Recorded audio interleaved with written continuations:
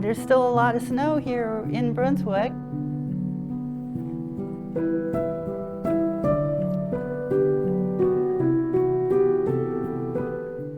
I'm Mary Lou Budziak, and I'm from Wild Ones, and this is... And I'm Diab Dar-Issa, and I am also from Wild Ones. I am the Cuyahoga County Regional Coordinator. And we are here to show you guys an amazing fun activity you can do during the winter time, even start as early as fall, but predominantly a winter activity. It's called winter sowing. And before I explain what that is, I want to kind of elaborate what we do at Wild Ones. Wild Ones, we are a nonprofit organization. We are about advocacy and education for native plants, for the use for home gardens, for restoration. We provide educational resources, events, socials, activities online people can partake in, resources on our website. It truly goes on and on. But yeah, that is something we can also cover kind of laced throughout the video. And before we get started with winter sowing, I'm just going to kind of start setting things up. Winter sowing is basically us mimicking Mother Nature. So we want to basically go ahead and start these seeds. You start them indoors, and that we will be doing this indoors, but these immediately are going outside. Unlike traditional vegetable gardening that you start indoors and stay indoors, you want to mimic the natural environment, right? So you're going to make sure we start them mimicking exactly how they experience the cold period, known as cold stratification. We're going to basically have them start that outside in containers. This also protects it from wild animals, accidentally being dug up, etc. So let's go ahead, and while I am setting this up, I'll kind of explain what native plants are. Native plants are the plants, trees, grasses, flowering perennials, etc., that have evolutionarily been here for hundreds of thousands of years. So we are going to be focusing on plants that thrive here, grow here, are from here, and should continue to be planted here. So I'm going to kind of get these seed packets out here. I always get confused when I get a catalog and it says, oh, these are native plants. Oh, yeah. But not necessarily native to Ohio. Oh, yeah, and actually you bring up a good point there, Mary, because it can be native to the U.S., but you want to make sure you're looking at your ecoregion. So, like, there are a lot of, like, pine tree species that are native in Colorado, and it might say native to the U.S., but they're not native to our ecoregion. So I appreciate you bringing that up. You want to make sure you're looking for plants that are native to your area. So here in Northeast Ohio, we are going to obviously show you those seeds here once I get this set up. And like I was saying, these are the plants that have been here. So before we came in and put state lines, county lines, so you might hear something like, what was it? Virginia, I think it's Virginia. There's not a type of Virginia bluebell, but I think it's Virginia jump seed. Some of my friends would say, well, it says Virginia in the name. Is that native to Ohio? And my answer is yes, so is Canada goldenrod. Because you have to remember these are regions before we came in and put in state lines. So I always like to say, plants don't know county lines, they don't know state lines. So yeah, Canada goldenrod is native here, Virginia jump seed, because you have to remember you're looking at the region. It's not like the moment you cross into Michigan, the climate changes and the plants change. Same thing with Pennsylvania, Indiana. It's not like the moment you go over that county line, it's like, oh, there's palm trees now. But yeah, so we're going to be focusing on native plants to our area. I think right here, I could stop right about there. Okay. And of course, I always come over prepared. As you can see, I brought tons of newspaper. The newspaper isn't required, but it kind of makes for easy cleanup. You can take the soil, pour it in the container, then I just fold and use the same newspaper. So let's go ahead and get started. In the beginning, I had everything kind of strewn out, so you guys can always rewind and like see exactly what's needed. And I also think I should share, I think it should be in the shot, but we also have I have the containers itemized, so there are 16 items that are needed. So obviously you're going to see all of that today here. But yeah, all the itemized items you will see will be used here today. So I will go ahead and let's start with the soil. We'll kind of put that right over here, or right back here. So the first step you want to do is, I can probably pull these out as we need them. Okay, so the first step is going to be your containers. Now, I think Mary's going to get a kick out of this because if anyone has kids or they're a fan of fruit of any kind, these containers, I'm sure we all have seen these. These are some of the best containers you can use. These were a grape container. And I will always go on and on about how amazing these are because they have the drainage holes at the bottom. They have the drainage holes at the top. They already have a lid, so you don't have to cut anything. Truly, if you want a ready-to-go container, this is the best one. Traditionally, when you see winter sowing things online, presentations, classes, workshops, you even attend an event, you'll see a milk jug. Even I'm using like a non-traditional jug, I guess. But basically with these containers, you need sharp tools, which I want to make sure if anyone's watching who's underage, any children, make sure you have your parent help you there. But you would basically I always drill 4 holes at the bottom, 4 holes at the top, in addition to this. And then you cut this, but make sure you leave like a good lip so it can open and close.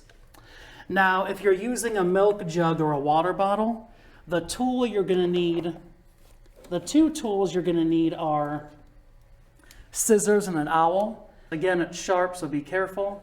You just put the holes here at the top, but you can completely eliminate using any of these if you buy something like this. So not only is it safer, especially for little ones, you're completely eliminating 2 steps. Now, I took the liberty of pre-drilling this already, so these already have the holes, so you won't see us do that. But, like I said, these containers are all ready to go. So those are the tools. So let's go ahead and kind of get started here. So the first things first, you're going to need soil, and you can also add amendments to it. I think like, there was another amendment. You can kind of add things that enrich the soil, worm castings. You take your container, you want to go about halfway, so I'll go ahead and do that here. And you can quickly see why the newspaper is important, because these have the holes already.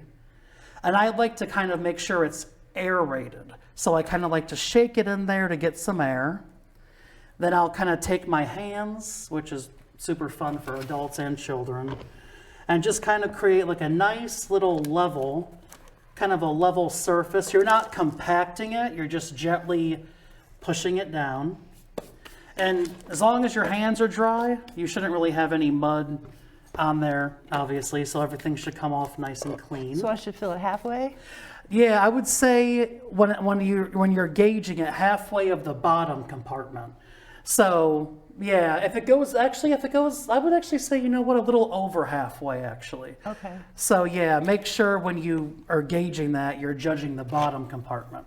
So for my container, it's this. For Mary's, it's this part. And then, yep, so now that the soil is in there, actually, believe it or not, except for the end when we do maybe a light dusting, we're actually good on soil for right now. So now it is time to pick a native seed. Now, again, for winter sowing, obviously us being wild ones, these are all native to our area. So now for native seed selection, you can either buy them online, or if you have a native garden and things go to seed, you can just go shopping in your garden. Every fall, I literally go shopping, and I'm like, let me get some more blue mist flower, some more black-eyed Susan, some more meadow rose. I want to go ahead and get some more tall sunflower, germinate them, and you can put them elsewhere throughout your landscape. So species I brought some mountain mint, Rattlemaster, purple coneflower, which I have to shout this one out. This is the flower in our logo. Purple coneflower, we always call it a good gateway native plant. Usually it's one of the ones people know first and kind of gravitate towards the cause and our mission. Black-eyed Susan, which I have a ton of in my yard, and New York ironweed. Now, one of the devices you'll need, I actually say your phone, because I'm an avid native gardener. I've been doing it for years. but I still research everything. I like to see what plants look like in their native habitat throughout all 4 seasons. So you're always doing research. If you're just starting, if you're very, very tenured in something like this, if you have a senior level knowledge of anything native plants, you're always still doing your research.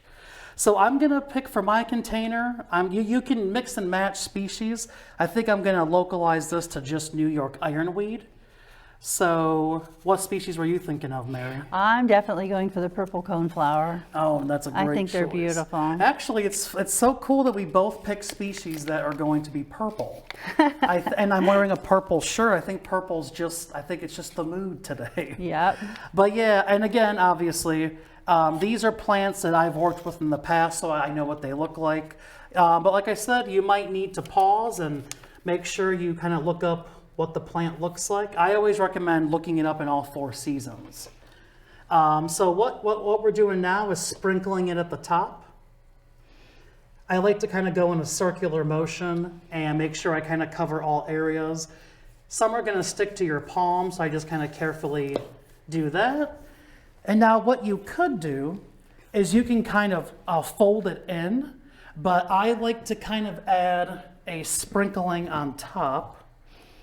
So what I'll do is I'll then come back with the soil, and I'll get my hand trowel here. I just call a shovel, which I feel silly, but I just kind of do a light little dusting. And again, I kind of do like a light up and down motion to kind of aerate it a bit so it's not so compacting. Thank you. Oh, you're welcome. And then even after that, I'll kind of come in with my fingers and kind of just lightly pat it. If you see a seed at the surface, I would just say kind of move some soil over it, do like a little raining of soil there. And then yeah, once it's all nicely patted, let me kind of get that soil back in there. So we got the containers, we have the soil, we picked the seeds, we kind of explained the benefits of native plants, what we are. Now, honestly, coming towards the end here, I like to do a light sprinkling, but we're not done yet. Oh, oops, I have it in the off position, I think. This one has stream or spray. I would do spray. And again, that's why newspaper helps, especially if you're doing it on a table, you don't want to get wet. But it doesn't have to drench, just kind of lightly mist.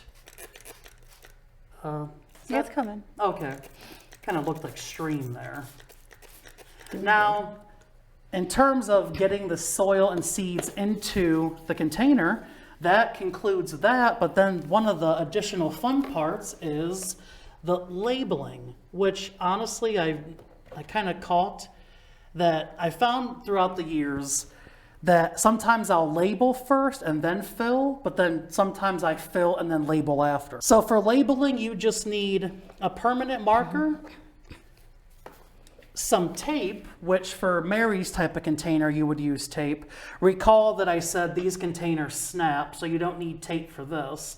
Both will need labeling, only the carton will need the tape. And I'm trying to find where I put the stickers. Oh, they're right here. And a pen.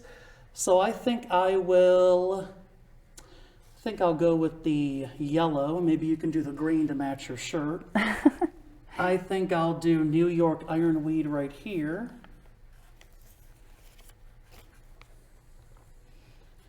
You can do the common name and the scientific name. I probably should have elaborated on that, but basically, just as you would assume, the common name is, like, for example, New York ironweed.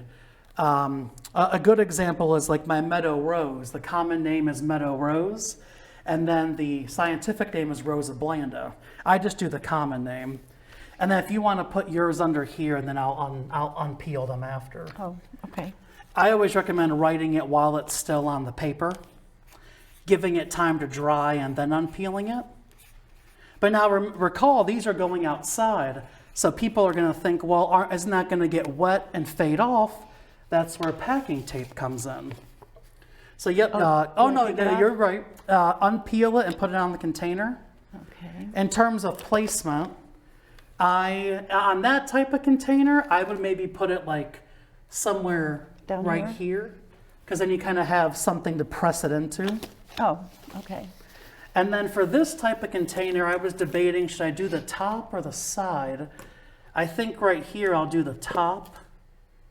So I'm just going to put New York ironweed right here. I kind of refrain from rubbing the marker until I know it's completely dry. And then, obviously, if you put it out just like this, it's going to be susceptible to the rain, the snow, and they'll fade. But come spring, you're not going to really recognize what this says. But I like to laminate it. So I'll come in with packing tape. That's what this is for. Oh, I'm so glad I thought of doing that last time I used it. I did not want to spend 5 minutes trying to find that line. The end of it. So basically, the packing tape works great. You can use Scott's, but it's not as big. Packing tape, like I said, it kind of acts as like a natural lamination. Should I tape mine shut? Oh, yeah.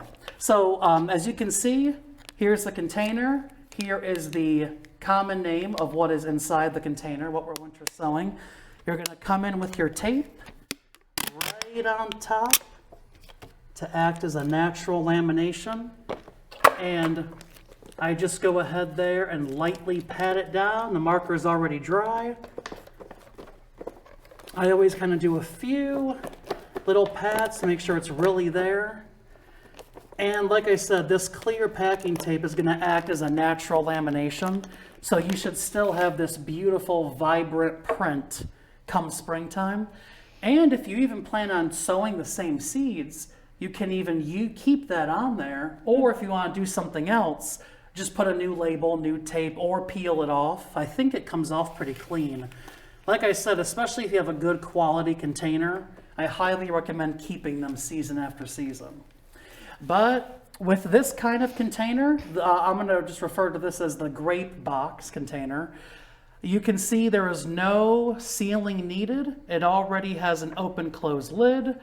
This lip already fastens on either side. If you're going to use a milk jug, you're going to want to come in with tape on the sides. Oh. So the additional step for this container type is just taping along all the sides there. Uh-oh, I lost the end. Well, actually, I think you, yeah, that's why. That's all right. Actually, you know what? Oh, I think That's why I brought the it. Scott tape. The Scott tape actually works for fastening this closed too. All right. That's why I brought, I made sure I thought about this. I brought both. And while Mary is taping off her container, I just want to take a moment to elaborate. This acts as a big drainage hole, but I also put 4 additional drainage holes because as it's raining, it's going to funnel here, but then as water is hitting the container, it'll also drip down here.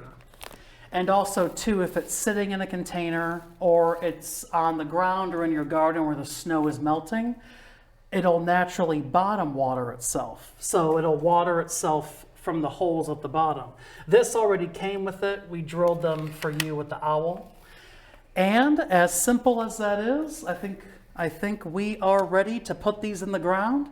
So literally you just would go ahead and plop these somewhere in your garden. Here in Cleveland, in the greater Cleveland area, we're having one of the best winters we've ever had. It's snowy. It's been snowy and cold since like Thanksgiving, basically. And frigid, deep temperatures. And so you want to put these out in the cold because they want to experience cold stratification, which is a period of natural dormancy during the cold months that native plants need. And the repeated freezing and thawing, like on those warm winter days, helps to kind of break the coat of the seed and help it germinate in the spring. So, in closing, really, you just put these outside. Do I bury it into the ground any? Yeah, what I always do is you can put it directly in, like in the ground. I always kind of like to cushion it with some snow. Oftentimes, I'll bury it in the snow for a few weeks, but you want to make sure that's in the dead of winter. Towards the end of winter, when it's coming into spring, and they start to germinate, they need that light to photosynthesize. Okay. So make sure that the tops are at least exposed, so it gets the rain, the melted snow, which kind of is rain, and the sunlight, because it needs that sunlight to germinate. But in the dead of winter, January, early February, I'll like bury them in snow to really get So it doesn't that. have to be in the ground. Oh, no, not in the ground yet. I see what you're saying. But then once they do bloom, and that's the last step of all of this, once they do bloom and they germinate, you want to make sure you see their true leaf, which means you'll see little plants coming up, but once you can see that identifiable leaf of what that plant may be, New York ironweed, purple coneflower, then it's ready to plant, which you literally just create a hole in your garden and you just go ahead, kind of shimmy this out a bit. I kind of use like a straight edged garden trowel, kind of like you're cutting brownies. It really Okay. works. You kind of get in there like you're cutting a brownie and then plop it up. It's exactly like brownies. And then what I even do, which makes this really fun, if you have kids, they're going to love this too. I create a hole, the shape of the container, because during the cold, it's going to basically freeze and mold to a square for me and to a circle for you. So when you're finding a spot in your garden, I would make like a circular hole, which you can literally just take this in the soil come spring and shimmy it down to kind of create a hole. Okay. Then plop it out, carefully put it in the hole, and then kind of backfill. Very cool. And then when you do plant it in the ground, just kind of around the plant, kind of press down lightly, give it a watering. Make sure the first few weeks it's thoroughly watered and it's going to take root, it's going to grow. These are perennials, so they're going to come back year after year. So for me, I would take this square container, plop it in, shimmy it down like a square, plop it out like a brownie, put it in that spot, and then kind of backfill it with some of the soil already on the ground, lightly press, water, and you're going to see these plants spring throughout, come up through spring, mature through winter, even go to seed in the fall. You can gather those seeds and do the whole process over again next winter. Very nice. Very nice. Yeah, so from start to finish, this is how you would do winter sowing. And it's as easy as that. It's a good winter activity. You can knock this out in about 10, 15, 20, 25 minutes. And it's just a good way to pass the time. I'll collect these containers throughout the year. And come December, I just kind of start really pushing them out. So right on top of the snow? You could also do that. Well, I'm glad you brought that up.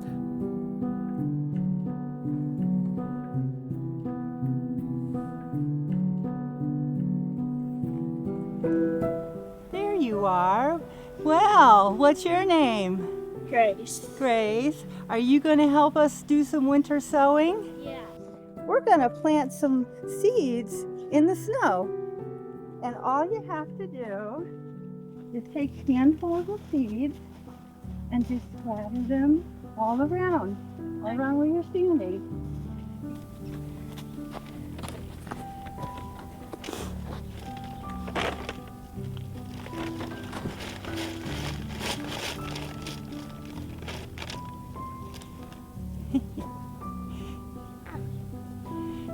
All right. Very good. Little critter here trying to get in on our act. Squirrel. I think we're done. Yay. Yay. What you could do to also mimic nature's conditions is if a plant has very delicate seeds like blue mistflower, you can go ahead and lightly cast them into the soil there, kind of on top of the snow, but then I'll come in and I'll kind of lightly walk over it to again mimic them falling off the plant, maybe an animal grazing by. Because on the snow, it will eventually melt to meet the ground, but I like to make sure when I'm sowing it already has met the ground. And then I'll lightly walk over it and put like a light little dusting of snow on top. Nice. But with such a great winter we've had, a lot of these seeds I direct sowed. And direct sowed just means you're not doing the container method, you're just directly putting them in the ground. So with this beautiful winter we have had, it's been cold and frigid, I've just put the seeds, I do like a 1/4 inch, put the seeds, my native seeds, sprinkle some soil on top. I'll maybe do a light watering, but with the rain and snow, it takes care of that. But yeah, you can direct sow, especially if we're getting a beautiful winter like we are now, or you can start them in these containers, and it's gonna definitely make for a kind of a bountiful bloom come spring. Very And again, nice. these are perennial, so they'll come back year after year. And in the fall, remember to go shopping in your yard and get more of the seeds. Some more information that we would like to emphasize at the end. So if you want to hold on a little bit more and do a little bit of more information, that will follow. Yes, definitely. And our website is a wealth of knowledge, more info than we can squeeze in this program. So make sure you check out Wild Ones and look at the look at the local chapter. You can tell, definitely a native gardener. My brain's always going to say it. But yeah, look up Wild Ones, our local chapter, and just a wealth of knowledge there. All right, could we see the slides? So what we do here at Wild Ones, Greater Cleveland chapter, we serve all of Northeast Ohio. We are a nonprofit in the environmental educational sector. We're an advocacy organization, 501c. And yeah, we're connecting people and native plants for a healthy planet. What are native plants? Native plants are our naturally occurring wildflowers, grasses, ferns, mosses, shrubs, and trees. Yeah, native plants, they help to protect and restore our biodiversity. They improve air and water quality, and they provide wildlife with quality food and shelter. Why are native plants important? Unlike plants introduced from other parts of the world, they have a long evolutionary history here. Over time, native plants have developed special relationships with other organisms, including birds and pollinators that depend on these plants for their survival. How do I identify invasive plants? Now, we're working with native plants, but if you want to make sure you're removing invasive plants, the Ohio Department of Agriculture has photos and amazing resources as well, and you can visit that link on your screen. Let's create a movement of native planters growing healthier landscapes. Become a member. Yep, Here's our website. make sure you check out our website where you can become a member, discover resources, watch videos, and see when our next event is and where we will be in your area.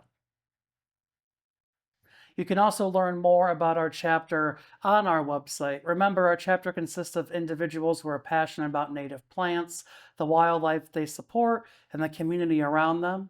We recognize the importance of biodiversity in both nature and society, and we wholeheartedly welcome all walks of life, from beginner to expert. You truly are not too beginner or too expert for our organization. We welcome all. Through advocacy and education, we all thrive. And this is all throughout Northeast Ohio. The vast majority of our activities are free and open to the public. Monthly virtual chapter meetings, monthly educational programs, field trips and garden tours, garden support and advice, community garden projects, and more. Yep, and there are many ways you can connect with Wild Ones on your screen. We are very active on social media. Our website's a wealth of knowledge. We send emails every now and then, Facebook, Instagram, YouTube. Truly, wherever you engage socially online, you will definitely find us there.